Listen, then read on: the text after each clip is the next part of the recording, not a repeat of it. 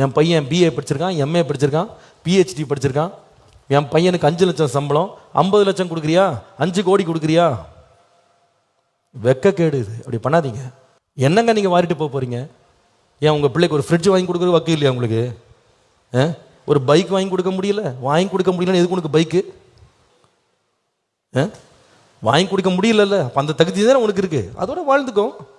பையனுக்கு சொல்லிக் கொடு. இங்கே பாரு, உங்கள் அப்பா இந்த மாதிரிலாம் எங்கேயும் ஏமாற்றி வாங்கினது கிடையாது. என்ன உனக்கு என்னைக்கு சம்பாதிச்சு வாங்க முடியுமா அன்றைக்கி வாங்கிக்கோ.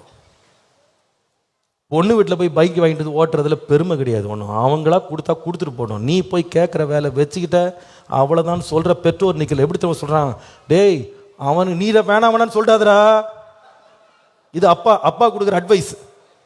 வேணாங்கிறான்னு சொல்லாது. நீ போ, ஒதுங்கி போ, நான் பார்த்துக்கிறேன், நீ போ. அப்பா பெரிய நீதி உள்ளவர் பாருங்க. வெக்கங்கட்ட பெற்றோர் இன்றைக்கு போய் பிள்ளைய மறைச்சி வச்சுட்டு இவங்க போய் கேட்குறாங்க.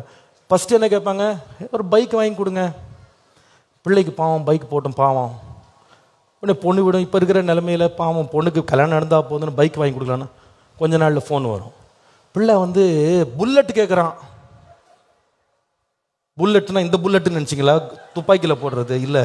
அந்த புல்லட் விலை 2.5 லட்சம் ரூபாய். என்னம்மா, வேலைக்கே போகாத பையனுக்கு புல்லட்டு.